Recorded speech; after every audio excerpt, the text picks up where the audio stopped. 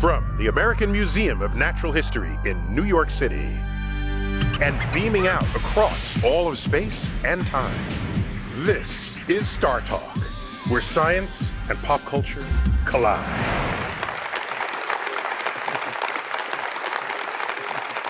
Tonight, I have a very special guest host, the one, the only, the inimitable Bill Nye the Science Guy. I'm here to help. Yeah, thank you. Well, tonight we're featuring my interview with Charlie Bolden, General Charles Bolden. Call me Charlie. The head of NASA. Charlie Bolden. I went to Washington. I got the interview in NASA headquarters. He was an astronaut himself, and one of his missions, he repaired the Hubble Space Telescope. Yeah, he drove the ship, the shuttle. Yeah. He's a fighter pilot have from all Vietnam. This, and I know you're a space guy, but I wanted more. So I combed the landscape, and it happens to be in my department, the Department of Astrophysics, here in the Rose Center for Earth and Space, we find Mike Schara. Mike Schara, curator of astrophysics at the American Museum of Natural History. Thanks for joining Star Talk. Absolutely my pleasure. Excellent. Glad to be here. So Mike Schara actually worked for 17 years at the Hubble Space Telescope Institute. You were eyewitness to the telescope going up and its trials and tribulations. So the first day Hubble was put in orbit, April 1990. That's right. That first day was not a good day for Hubble. And so here I am sitting with the head of NASA, who deployed the telescope himself. Yep. And so I had to get the bottom line of how all that went down on that first day. Let's check it out. Nothing went right that day. Why? Well, after we finally got it out of the payload bay, we deployed the high gain antenna, 2 of them on either side, boom, boom, boom. They went down, no sweat. So we deployed the first solar array. Second solar array started out, I don't know, maybe 16 inches and stopped. We had to do 2 things. We had to unfold the drums, and then when we activated them, they had this, it was incredible. They had a ribbon that pushed out, and as it pushed out, it formed itself into a rod. And so that was the 2 of them on either side of the solar array. And this is clever engineering design. Incredible, clever engineering design, except the second one got about 16 inches out and went and stopped. And we went, oh my goodness, what's going on? Long story short, when we could not get the solar array to work, before they determined that it was a tension monitoring module, they made the decision that, okay, we've got to get this, we're running out of power, because you remember, Hubble was on batteries right now. It didn't have any solar arrays to get power from the sun, and so batteries were running low. The team down in Houston and Goddard said, we got to get it off the arm. We got to get it out of here. And so they said, take Bruce and Kathy, put them in the airlock, suit them up, and they'll go out. They both were veteran spacewalkers, and so they were anxious to go out anyway and bask in the sun and save Hubble. So I got them in the airlock. We got the airlock depressed, and we got down to vacuum, and we were probably 5 minutes from them opening the hatch and going out, and the ground said, stop. We got a young engineer down here that thinks he knows what the solution is, and we're going to try it, last chance. And so Lauren got the vehicle in position, and they said, let it go, and we went 3, 2, 1, go. And Bruce and Kathy were locked up in the airlock at vacuum, trying to look through a little hole, and they couldn't see anything except the payload bay. So they hate me to this day. It's funny having to be that. Say, I put him in the vacuum. That's just really cool. If you're in control of what the ship is doing. So was everyone at the Hubble Space Telescope Institute at the time aware of these little problems of deploying the telescope? We were terrifyingly aware. Terrifying, we knew because exactly what was going on. Career ending. Yeah. This was for all of us life and death. Many of us had been working on the telescope for 7, 10, 12 years. This was our careers. This was our passion. If it didn't work, the telescope is not off the shelf. it was a one-of-a-kind object. Nobody had ever done anything like this. Except for the military ones that look like that, but that's a different show. That's right, okay. but they were looking down, not up. Oh, we were going to look out. So everyone is pins and needles, and because you not only care for the telescope, you care for your job security, I guess. Is that part of it? There's a little bit of that. You're working at an entire institute designed to serve the data that comes from that telescope. There are 500 people who have decided that they are going to devote their professional lives to advancing astronomy a century in the space of 10 years.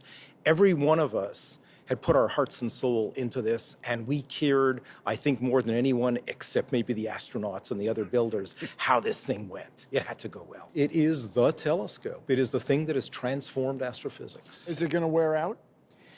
It'll wear out in the sense that if we don't send astronauts to it, and there are no plans and no hardware and no technology that currently exists because the shuttle program is over, it's actually going to either fail, one of the key components is going to fail, or it's going to re-enter the Earth's atmosphere 4, 5, 6 years from now and burn up. It'll re-enter the atmosphere no matter what at some point. Unless we do something to boost it, and there are no plans to do that. And you want to plunk it into the big toilet bowl of space, which is the Pacific Ocean. That's what's going to happen. Yeah. General Charles Bolden, as head of NASA, he's overseeing NASA's plans to go to Mars. Yep. Let's check it out.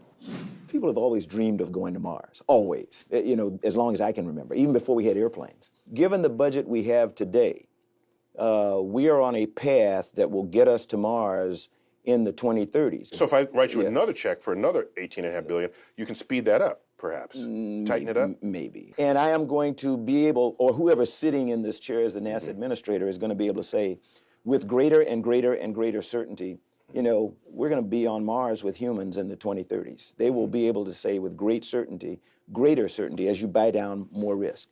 There's risk in everything we do. Risk is never, ever going away.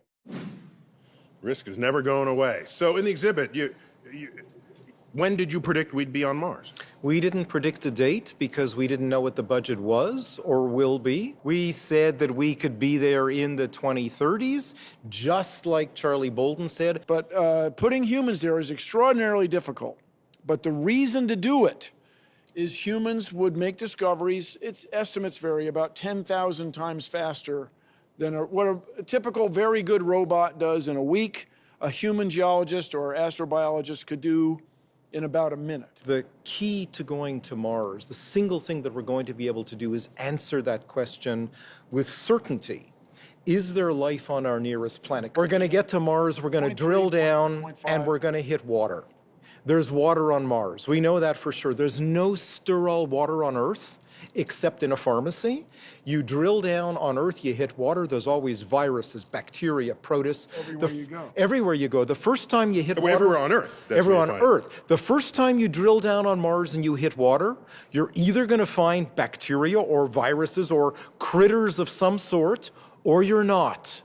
If the water is utterly sterile the first time you drill down on Mars, then Mars is dead as a doorknob. But if there is life there, what kind of DNA or what kind of memory store? Is it a whole nother, is it like something totally like is it my old boss? ACGT? What is it? What is it?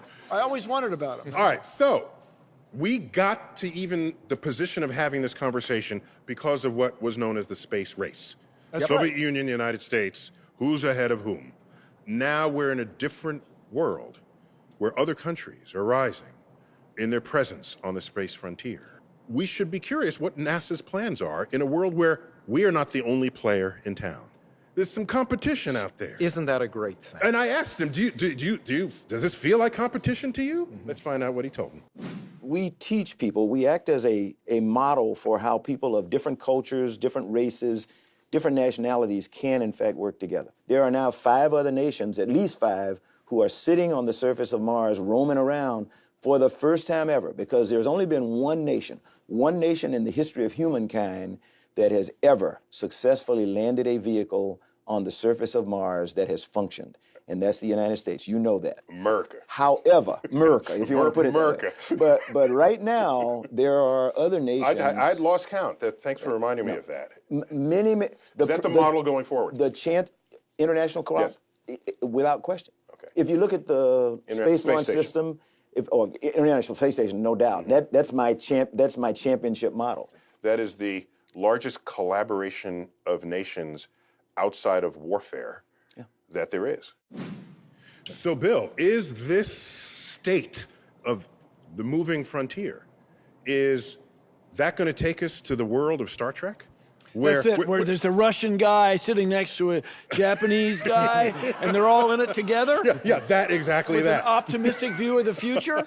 And then when we get to Mars, it's just... More broadly, not that it may be that science is what people turn to lead the way for international cooperation That's on it. a level far more potent and effective than anything the UN itself could possibly It accomplish. would be a wonderful thing if we all got this thing in our heads that we're going to find out whether or not we're alone in the universe, and we're all going to work together.